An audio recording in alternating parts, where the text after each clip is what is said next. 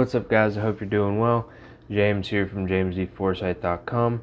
I wanted to give you guys a bit of an update for one, and also kind of some future plans, right? So kind of what I'm planning on doing, getting more of a little bit of a direction, so to speak, for the next quite a few posts possibly.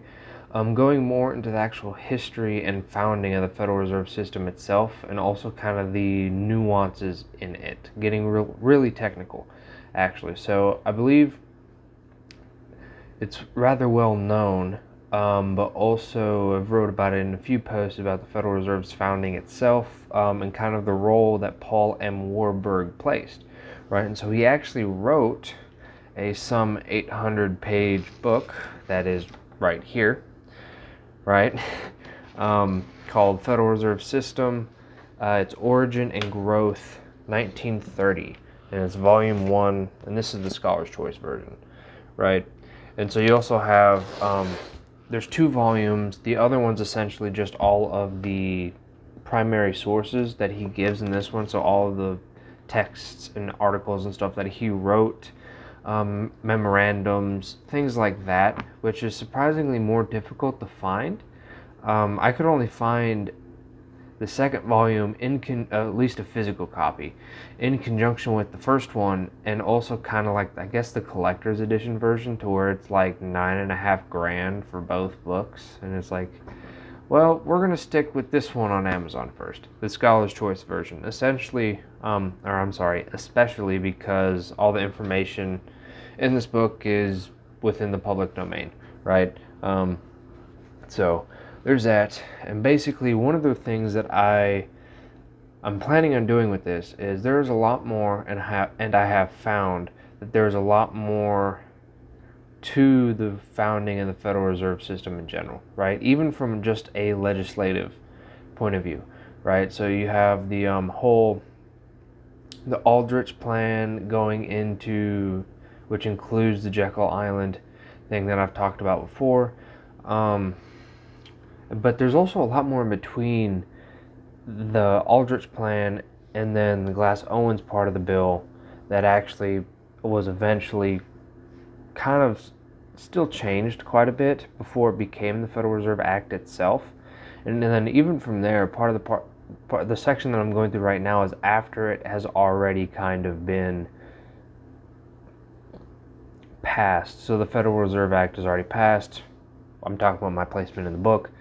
And then kind of some original amendments to it, right? And this is all written from Paul Warburg's point of view, right? This is, even the entire style of it is pretty much purely narrative based on where he's going about, his narrative of the whole thing. So like, what was, from his point of view, who was he advising? And he's like giving like very specific committees. He talks about the National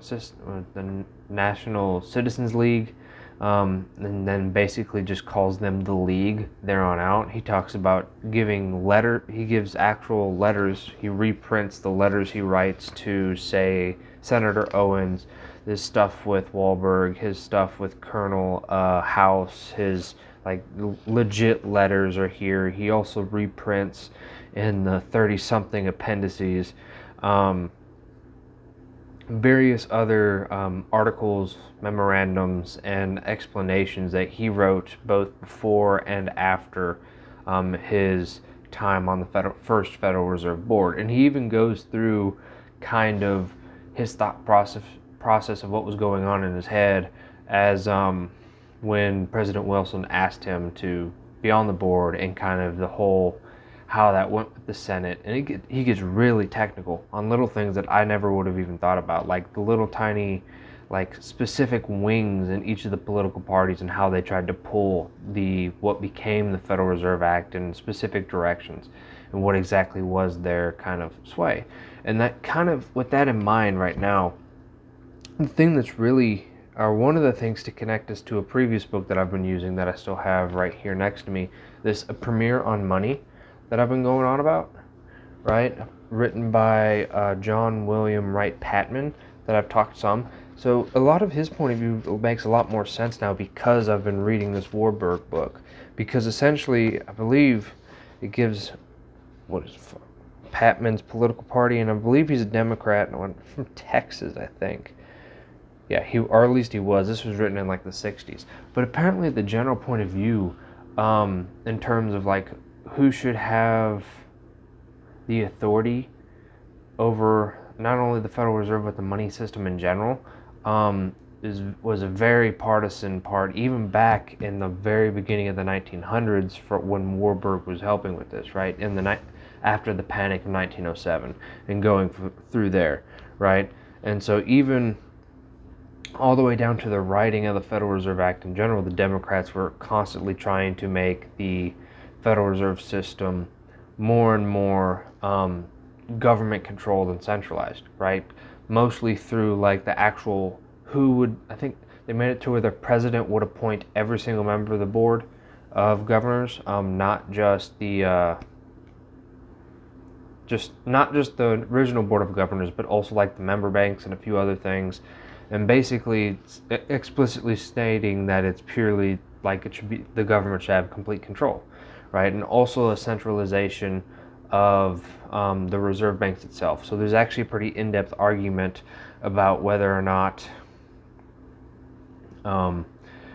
how the reserve banks, the district reserve banks, came to be within themselves, right? And so like not only just the number, but how exactly are they going to interact, right? Are they going to be each individually different central banks in and of themselves, but then they would compete too much, and then it doesn't really fix the problem, and you essentially, because the whole point of kind of this banking reform that he talks about is kind of the centralization of reserves themselves, because he believed that was one of the main problems and why liquidity was such a big problem for all of those panics, right? Was that you didn't have this currency or money circulating enough throughout the system that it would all pool together and then basically freeze up, right?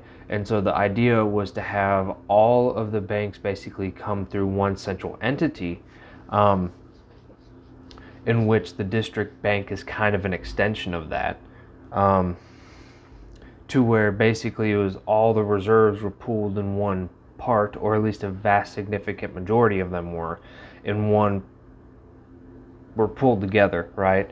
And so that they could go from there and spread wherever they needed to throughout the country. So you didn't have banks competing for reserves in such a way that you did beforehand, to where it was essentially whenever, because before the Federal Reserve and everything else, they were talking about how whenever the panics would happen and banks would fight for reserves so that they could actually have the money to prevent a bank run, or to, if in the case of a bank run, they'd have enough currency in general. They were doing it at the expense of other banks. To whereas if you have kind of this Federal Reserve or National Reserve Association, whatever name you want to give it, there's multiple versions. They call it by multiple names depending on which bill they used or which one you're looking at, and so on. But anyways, that was a little bit of a sidetrack, but kind of my main plan is to go through kind of one by one some of the stuff. So looking at like the Aldrich plan, and then also at like the Glass-Owens plan, and then there's also parts, say like the Willis Digest, I believe is what it's called, kind of a transferring from the Aldrich plan to the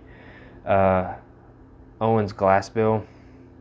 And then there were a few other parts from other subcommittees, or just committees in general, or association, because there was different bankers associations involved, there were trade associations involved, there was a lot going on. And so I really want to, I have no idea how many posts, to really kind of break down and go through, and I'm going to try to find all of the other primary sources he gives. So like he cites a lot of articles and papers written from from senators at the time, from other economists, from just people in general. He gives there's like 30 something appendices of various other primary sources, including articles he wrote, letters he wrote with people, the people involved. So letters he wrote directly to President Wilson, letters he wrote to Colonel, is it E.M. House? I don't know, Colonel House. Also letters he had with Carter Glass, with whatever Senator Owens' first name was. For some reason, that one skipping my mind. But yeah, that kind of thing. And he gives a lot of the commentary and the little things that you don't really think of. And so I thought it was pretty interesting seeing like kind of the intricacies of how it goes about, right? And he even starts it out talking about how when a piece of legislation eventually comes to be, I mean, the actual legislation itself doesn't really start until it's kind of the general concept has been progressed far enough through society in general, right?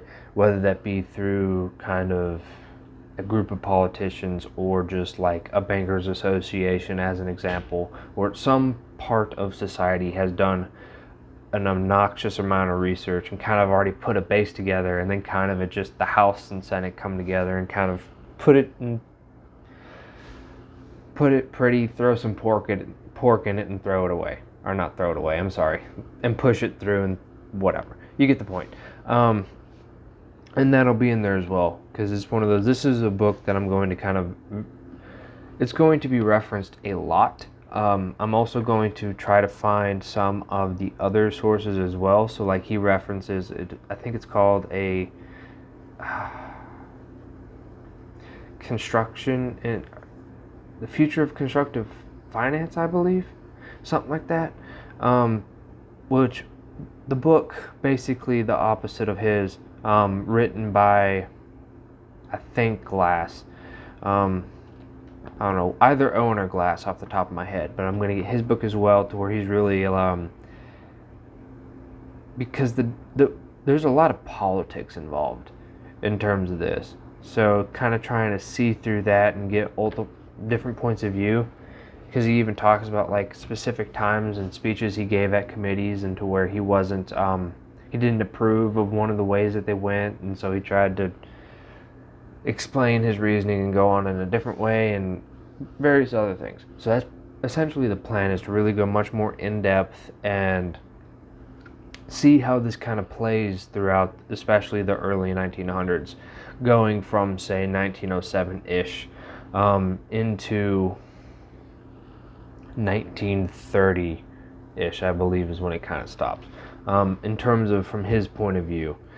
So, yeah.